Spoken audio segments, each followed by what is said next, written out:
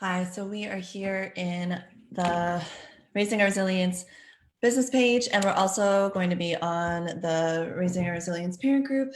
And for some reason, the lighting is really strange on the business page. I look metallic, like a robot lady.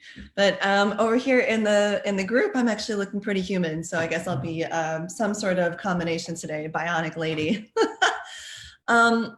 But to get real here, I'm here because I want to make sure to address your biggest concerns, your most heartfelt sort of sharing that you have been so kind and trusting to be able to share with me in your intake questions as folks have been joining this group.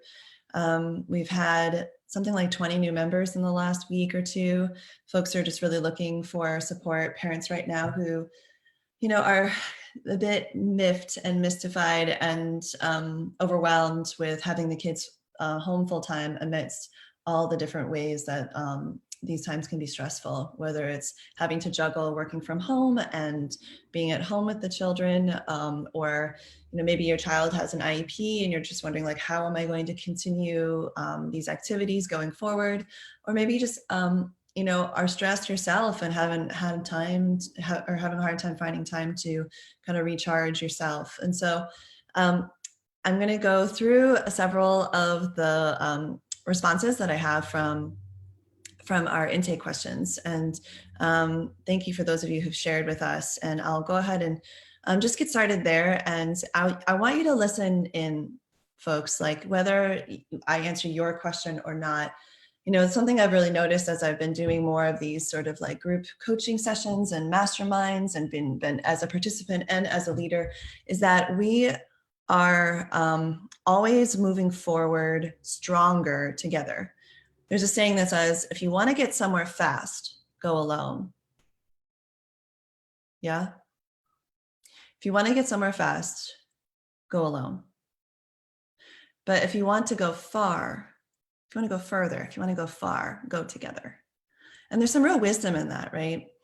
And so one of the things I've noticed that as I sit in and I listen to questions that people are asking, or they're listening to their concerns, or hearing an expert or a coach or somebody, a mentor that you look up to or feel like you could learn something from, answer other people's questions, is that you can really get a sense of, some of the things that you might not even know that you're concerned about will come up to the surface and be addressed. So for example, our member, Alexandra Dolores, shared that she's having a hard time figuring out what to do, what to say and what to do in difficult situations. And that during temper tantrums, the hardest thing for her is to try to be patient. If you can feel that, say something in the comments like, Alexandra, I hear you, Alexandra, just to give her some solidarity. That's kind of how this is going to go, y'all. We're going to be doing these once a month. This is our first time, so we'll be getting used to it. So a shout out to her. And just go ahead and like up that little shout out post if you see it in the comments, okay? So she was sharing that, temper tantrums have been really hard. It's really hard to be patient. And I hear you, I feel you, like Alexandra, they are hard. And it's one of those things that, parents come to me over and over again. My most famous and, most well-attended workshops have been all about navigating meltdowns and tantrums and power struggles for a reason. It's because when our kids are having these really big emotions, something happens, right? Where their nervous system is dysregulated. And I like to say that they like flip their lids. So when their lids are flipped, then our lids flip too. And it's really hard for two escalated people to get their lids back on. It's just tricky, right?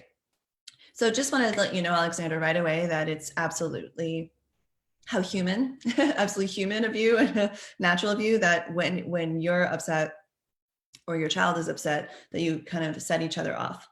And so the first thing I would suggest is to really start and find your best coping tools that work best for you, so that in the moment you can do something called co-regulate. So one myth I want to bust though is that, there's this idea of like, oh, there's this kind of parent who's like always calm and always has their, together. And then there's other parents, the real parents, right? And it's really not such a black and white situation. Everybody gets upset. Everybody's nervous system is triggered when there's like a piercing scream. Like we're wired to respond that way as much as the kids are wired to like act out and have a temper tantrum. So what I would suggest is that when you're looking at this, it's not to beat yourself up or like criticize yourself for getting upset in the first place. As a matter of fact, the kids like need to know that the inside and outside match. Like they can feel it when it's not matching, right? It's incongruent. So if you find yourself with a child who's having a temper tantrum and you're losing your patience, you can actually speak into that and model for them the way that you would love for them to handle their own emotions. So here's an example. Like, oh, honey, when I hear that sound, it just hurts my ears and makes my heart beat faster. I'm feeling upset and like I need a break. I'm going to step away and take a few breaths. And you do. And you leave them while they're like, and you're like, and you can talk it through and let them know. This is called like emotion coaching through role modeling. And say, okay, I'm feeling my heart start to slow down. I'm starting to feel a little calmer. Whew. And the younger they are, the more sounds you should make and the simpler your language could be, right? So like, whew, okay, all right, I'm starting to feel my heart's feeling better. I'm starting to calm down. Whew, I don't feel like yelling as much anymore. Okay, honey, hi, sweetheart. I know you're upset that your toy fell on the ground or whatever it is, right? You come back with a new, a kind of a fresh amount of patience in your patience bucket. You refill it, right, with a coping tool or strategy.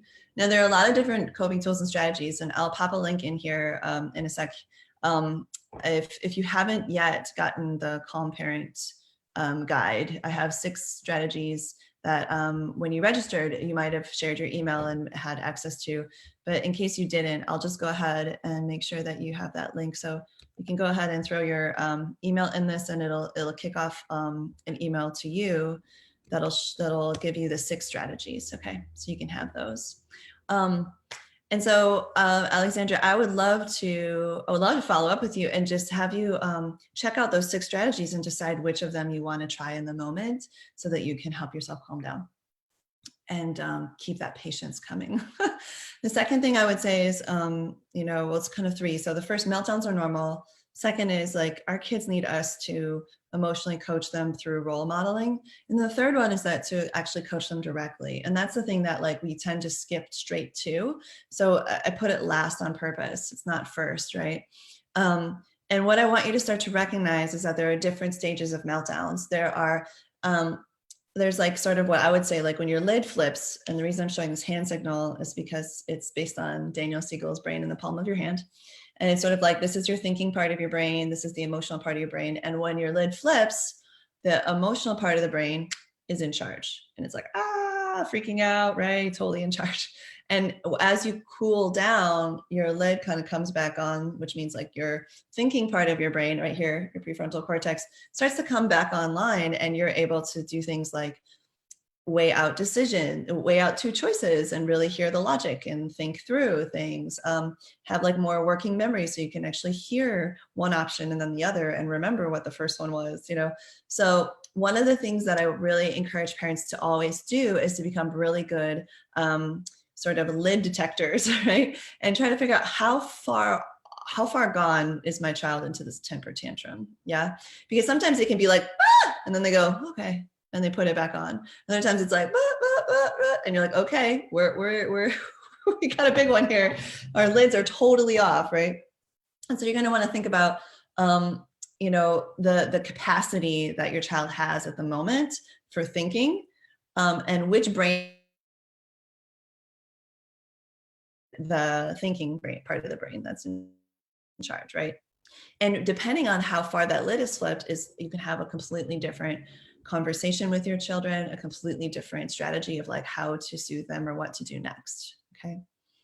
And so the reason why I bring this up is because, it's really important for us all to meet our kids where they are on so many levels, right? Like if your child is not ready to do multiplication and they're working on addition, you wouldn't just like throw multiplication at them, right?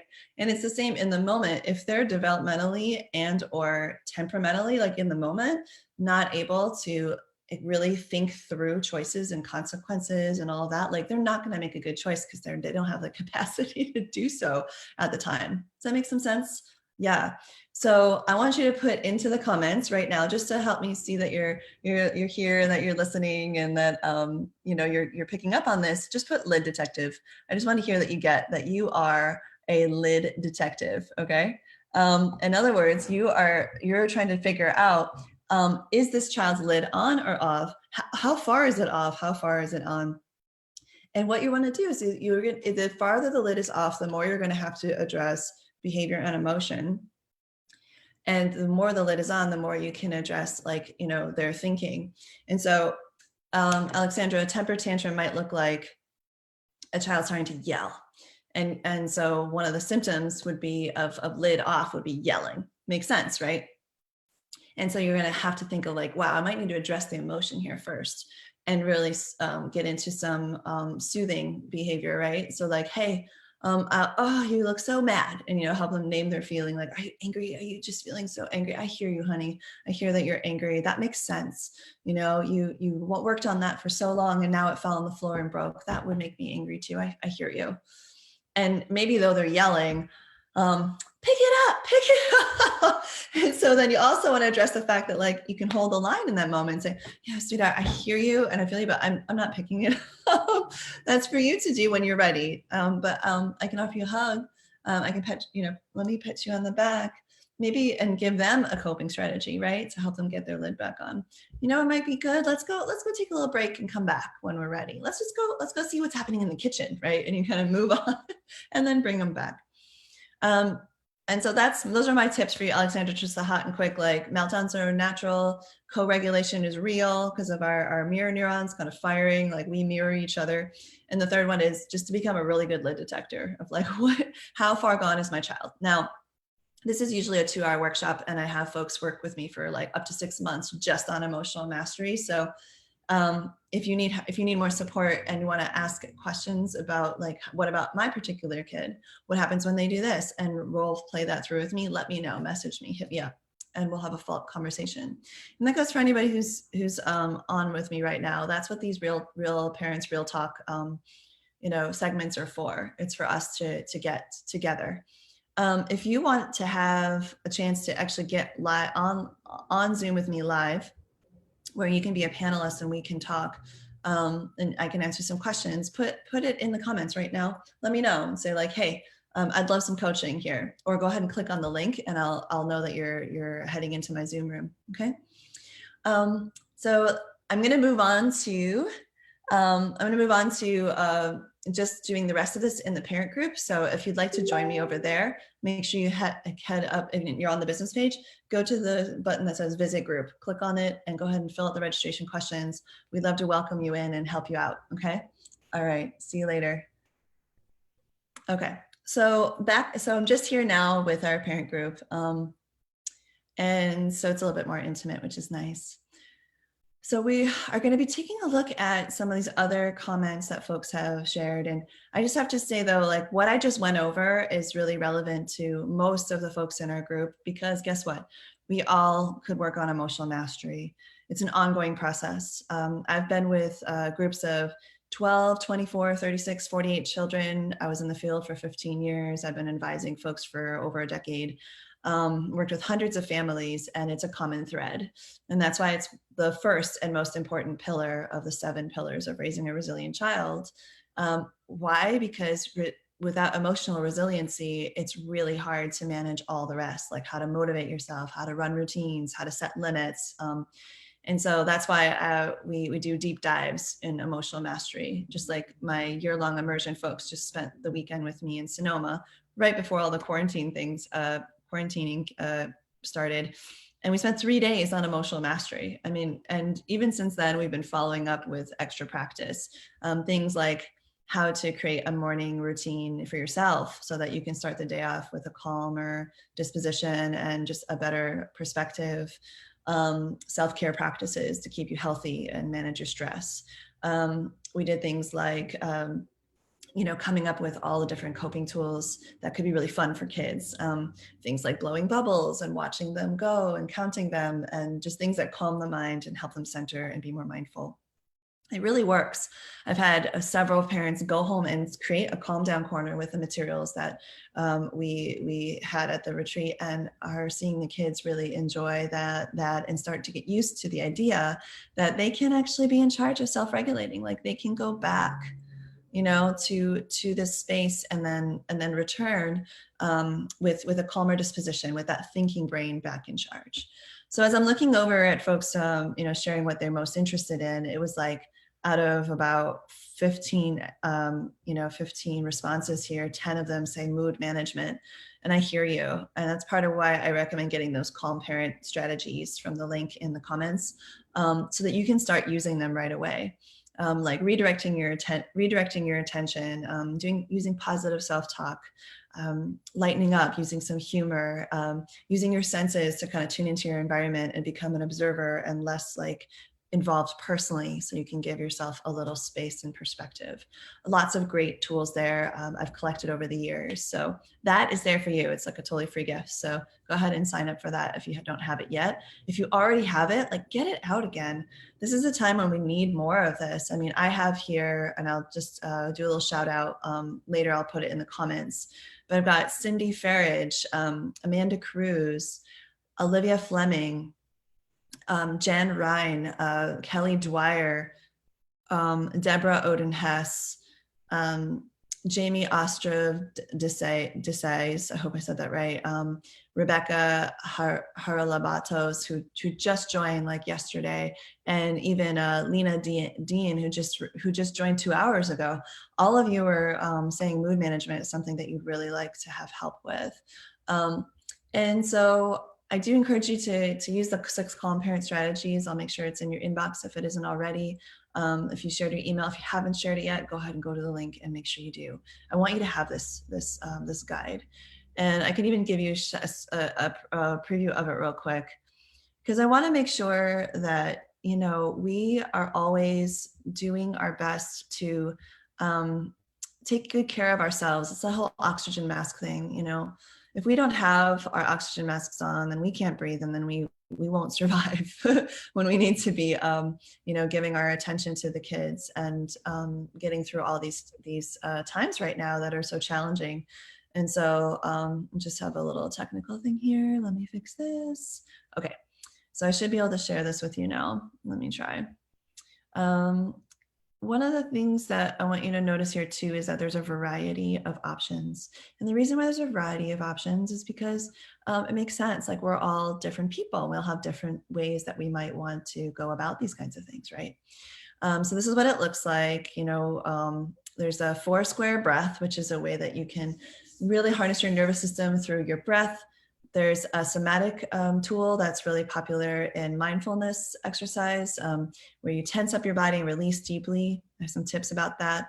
Ways to do positive self-talk, so that you can talk yourself through the same way that you would your child. You can practice with yourself, and then you can say it out loud, and then you can say it to your child. Really is powerful stuff. I've used over and over and over again. Taking your mind off of it and redirecting your attention with some extra tips there, ways to lighten up, and also using your senses. So that's just a little preview of that, so you can have a sense of what's in the guide when you're ready to grab that. And also, I recommend you get it back out if you haven't seen it in a while. So if you were to pick one just off the top of your head, which of these sounds the best, right? Which sounds the most useful for you? I would be curious to find out. Is it this 4-square breath? So it's a breath tool, or would it be like more of a somatic tool where you use your body, right? Or would it be maybe something more like the, lighten up strategy, where you're going to stop taking it so seriously for a minute, try to throw something silly or fun in there, respond unexpectedly. Like, I remember these boys who used to scatter every time I would come over in my classroom, because they thought they were in trouble every time. And I realized I was coming over always like redirecting them and telling them what they should do. And of course they didn't want me to come over and do that every time. So they would kind of run off. And so what I started to do is make sure I connected before I corrected. And also I would respond unexpectedly. And I would say that that is the lightening up tool in a nutshell. So I came over and I was like, hi. And I was like, what are you guys up to? What are you doing? And they're like, we're drawing these Pokemon cards. And I was like, really? Why? What's so great about the Pokemon cards? Tell me. Oh, what are you working on? What's that one? And I just showed up differently. I really showed up differently. I showed up with curiosity and kind of playfully. I wasn't all about being on task. And they sort of like went, oh, you're not here to like tell us we're doing something wrong while we're doing this thing we really love. And I kind of, my vibe was like, no, actually, I'm just here curious. Let's hang out. And I did. And it was like, we had this whole new rapport that was just so good and so sweet. And then I would come over and instead of scattering, they would like say, Vanessa, I want to show you what we're working on. And then I was able to work in, because I connected first. I was like, yeah, this is so cool. I'm like, but this is work time, right? Like we're supposed to be doing some other stuff, right? And they're like, oh, we know.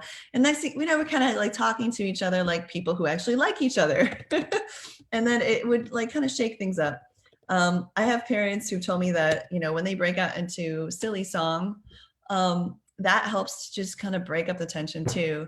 Sometimes without mocking, but like sort of mimicking a little bit, you can go like, I know, I'm so mad too, and just mirror the emotion and be like, oh, and they're like, whoa, you're doing it too. And you're like, you can go, oh, and then like kind of make fun of yourself a little bit. And then they might also, and then they'll maybe be able to kind of bring their lid back on and talk it through with you.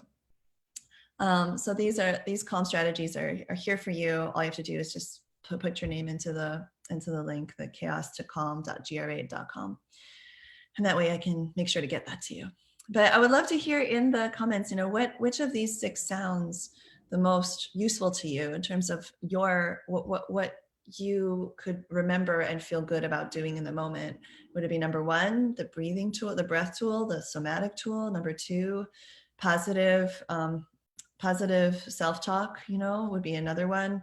Go ahead and let me know in the comments because I'm so curious. I'm so curious to know.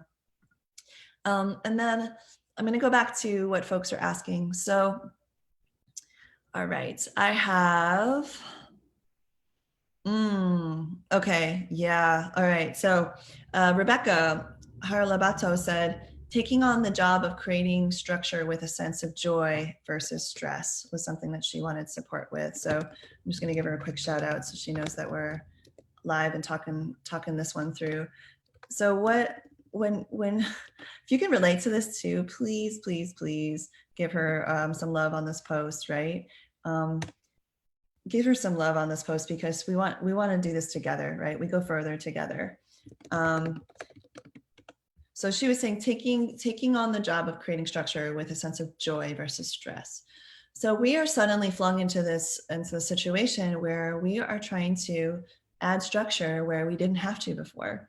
Our kids were at childcare or preschool or over at their elementary schools or even beyond, and there was already a sort of rhythm of the day. We had after school activities, or we had visitors who would come regularly, and all of our schedules and things are kind of thrown out the window right now.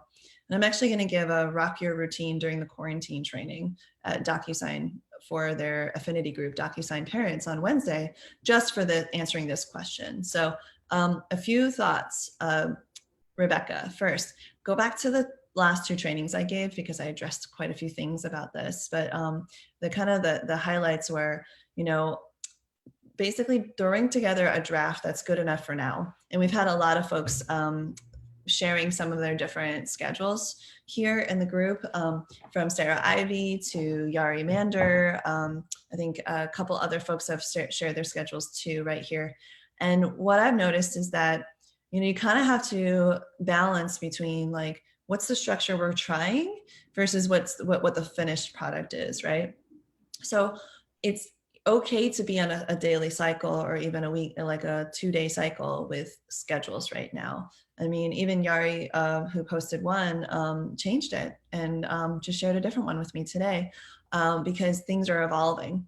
And a few tips I had around scheduling was that we want to go over and preview the schedule ahead of time with the kid as much as possible, like the night before, and really get their buy-in. Ask them if they think there are certain parts of the schedule that are going to be harder or easier, so that they start to just really engage with it. Create some sort of third point reference, like a chart, and we have several examples up in the group, and I can post some more in this post. And then the other thing would be like, really get their input in a way that's meaningful. It could be something so simple as saying, hey, do you think that it makes more sense to brush your teeth before you get dressed or after you get dressed? And sometimes just those small ways that kids can influence how it's going to go will get them to really feel more comfortable and buy into the idea of doing this with you. The other thing I would recommend is making sure that any of the kind of focus time happens as early in the day as possible.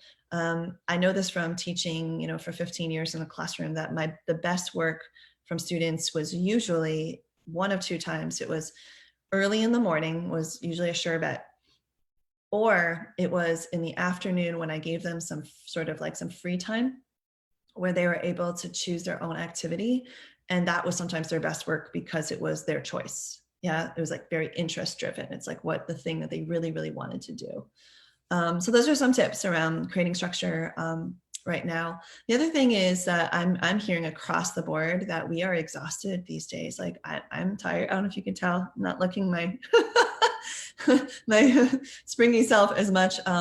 This is stress is exhausting, and having this underlying sort of stress of we don't really know how long this is going to last, and the kids are now not going to see their friends for the rest of the school year, most of them. There's just a lot that's happening under the surface, and so I say build in really ample transition times. It's already important to mind your transitions in regular everyday life, you've probably noticed, but build in extra transition time right now. It's going to be really helpful. So what you might usually give 5 minutes, give it 15.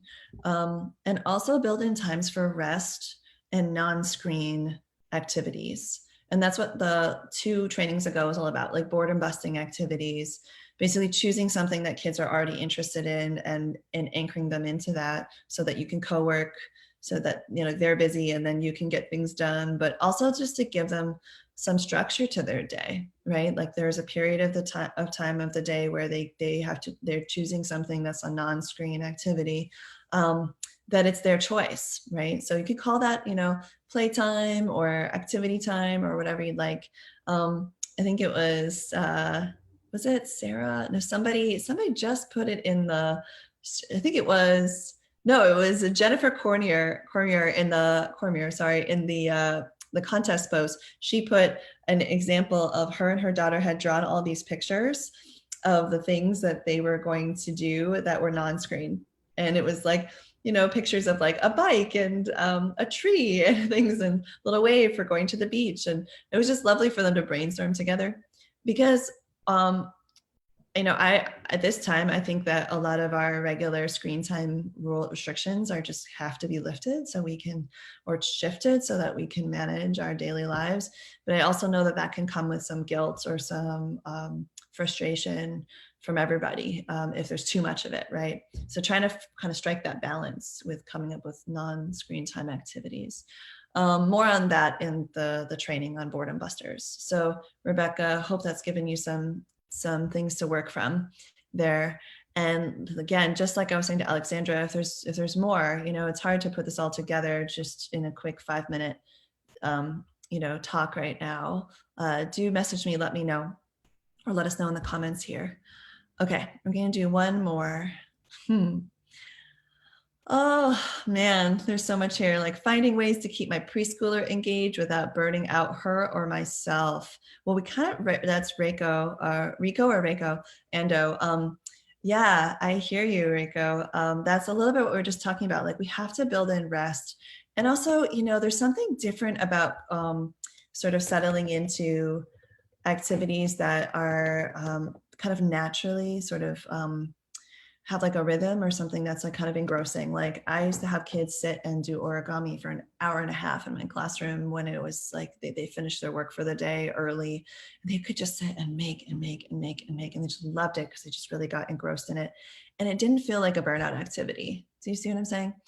versus like, woo, let's go, it's a party, like this kind of, it's called like a high arousal state. There's something kind of nice about having like a mid to low arousal state, but still be engaged and active. So think quieter activities like crafts are great. And doesn't always have to feel like a party, like having music going and yeah, let's go, and excited and up. Like there's a lot that can be really settling about having a more calm time together. And you can even put on some like softer music. You can also do things like make sure, hi Janae, make sure that folks have, supplies to do for repetition, especially with young kids. Reiko, you didn't mention, you said preschooler, yeah. So preschoolers, especially Janae's kids who are, she's on right now, 4.5, 2.5, they don't mind repetition. I mean, they could do the same project like 6 times as long as they could like either get better at the skill or change one thing about it. Like I've had kids make like masks and they would make 10 masks, from like an egg carton. I think Janae has a chicken one that she did recently, which reminded me of that classroom idea. They love also, they can get lost in their time outdoors, especially if you're not making it all about like big play. Sometimes they'll just have fun, like going on a worm hunt or looking for the shiniest rock. You can give them little tasks to do like that, that are really, really fun for them and can kind of help them to be active, but not burn out. The other thing is, like I mentioned earlier, really building on that rest. They really need it. And Janae, since you're here, if you want, you can hop in and I can answer any questions or thoughts you might have right now, something that's up for you today, with the Zoom link that's up in the description. And I'll have you come and join me as a panelist, and we can talk something through if you like. Right now, I'm going through what folks have shared with me when they signed up for the group. Haven't been through everybody yet, but we'll try to do a few more if we have time. So Janae, if you want, let me know. I click a link and I'll let you in the room here and we can hang out. So this one is one that we all know about: managing work from home for 8 hours and keeping my child learning and entertained without electronics. Denise Andajar. Denise, we just went over some of this, and I would love for you to go back and listen. But I also would just can say, one of the things that we all can relate to is just this feeling of like, how else do I get anything done besides putting my kid in front of a movie, right? It can be really hard. And so that's part of why the training on boredom busting activities came from this exact question. I had a lot of the folks that I coach were asking for activity, like, what do I do with how do I get my kid to do some things while I'm working? Like, I still have a business to run. I still have clients to meet with. I still have emails to answer. I still have meetings to go to. How do I do this? And so we talked a lot about anchoring them into activities and creating a routine where there's actually built into the schedule, talking about structure again, as Reiko, was it Reiko? No, it was Rebecca, was asking about, building in that structure of having time that is actually set aside for a form of like co-working time. And you can do it, in the morning and in the afternoon, have two little blocks where you're like, I am going to be focused on my work. So you need to be focused on your work. What could that be, or your activity?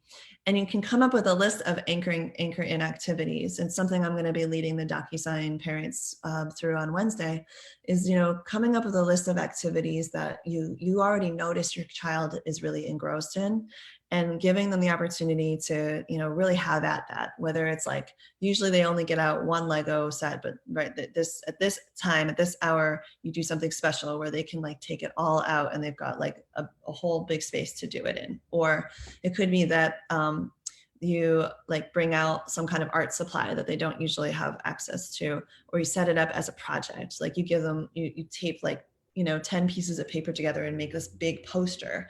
And it's all about like how, like cutting up this magazine and covering it with as many, maybe each square could be a color. Find all the red things and glue them on this square. Find all the blue things and glue them on this square and make a big piece of art.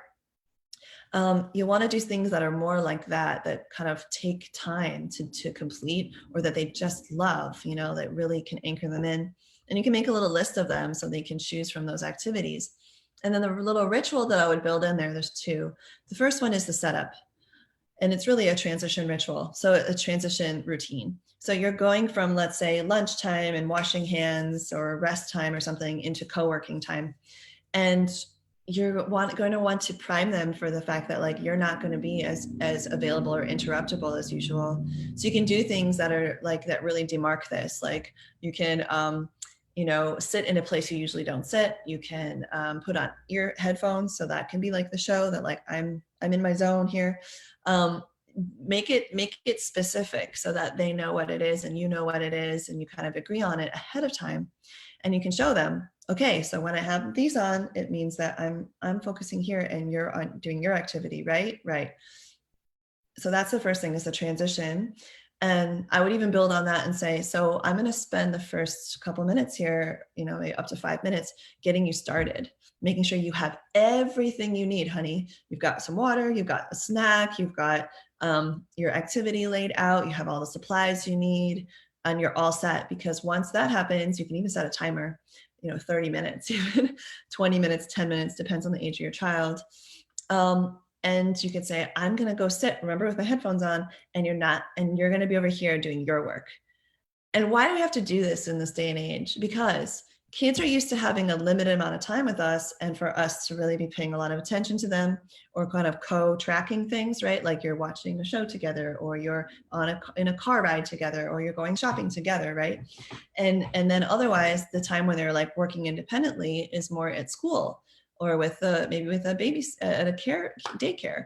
And they're not really used to sharing space with parents like that on the regular every day for long blocks of time. This is new and different for most of us. And so it's almost like you have to help them understand there are two different modes. There's like the together mode, and then there's the we're doing things separately, but we're still in the same space mode. And so helping them anchor into the activity, and actually even calling this time something different, like co-working time. I had suggested something like researching about two animals that don't really hang out, like a species where they don't really hang out together, like tortoises. Like you could call it tortoise time. Did you know tortoises, they kind of do their own thing. Like one will go over here and find food, one will go over here and find food, and they don't really spend much time together. Like we're going to have our little time like and to be like tortoises, where we kind of ignore each other and do our own thing. What doesn't work is to just tell a kid, I'm busy, like you can't bother me right now. Especially if you haven't set them up for success for that time, like it could really start a power struggle. And that's okay if it happens. These things happen, but I would much rather see us all like set it up for success where the kids are already on board. And then the last tip I'm going to say, just as we're wrapping here, is Denise, especially wanting to make it clear when it is okay to come and get your attention and interrupt you. And sometimes people are like, you could make it as strict as, unless you're seriously hurt, you've had some sort of accident, like bathroom or otherwise, or like you're fighting so much, like let's say they have a sibling, right? You're fighting and you need help solving the problem, and you've already tried these 3 reasons, then come and get me. And you give them a new way to get your attention besides like mom or like dad, and say you watch, you show, come here, I'll show you. Walk on over here, put your hand on my shoulder, and I'll finish what I'm doing. And you can't say a word, don't say a word. You can squeeze my arm if it's really, if you need me right away, you could squeeze if you need to. And then I'll put my hand on yours and I'll finish what I'm doing and I'll come to you and I'll give you my attention and check in with you, okay? But having some kind of interruption ritual can just make such a difference, okay? All right, so we got through several of you. For those of you that I wasn't able to get to your comments here, I'll start another post or spot where I'll put in all of your names, and maybe even in the comments here, you'll be able to find your name and tagged in the post with the thing that you need support with. And just let's jam right in the post and get you some support. And if it looks like it's best for us to have another conversation, we can move it on, or a private conversation, we can move it on to Messenger and exchange some voice voice messages, or even, get into a discovery call together. But it's been my pleasure to serve you all. I know it's tough out there. There's a lot of competing needs. That's why I want to post like homeschooling memes and things that are so darn true. Because I feel for you. I've been in the midst of it. I've had 24 kids. I'm in charge of teaching all the subjects and keeping them safe and sane and healthy, all at once in one small space. And I get it. It took me years to get used to it, and you've had days to try and get used to this. So I'm here for you. I will continue coming back every week and supporting you and sharing more resources. So Mondays at noon is where you'll find me right here. And also in between, I'm in the group almost daily. So pop up your question, let me know what's on your mind, and we'll be able to keep these Q&A type of conversations, real talk with real parents going. All right, lots of love to you all. And I will also be announcing a contest in the group soon, our spring photo contest. So look out for that. It's a chance to win some fun prizes. So keep it fun as we're learning together. All right, lots of love to you all. Bye for now. And go easy, go easy. Make sure you build in that rest, okay? Take good care of yourselves. Okay, bye for now.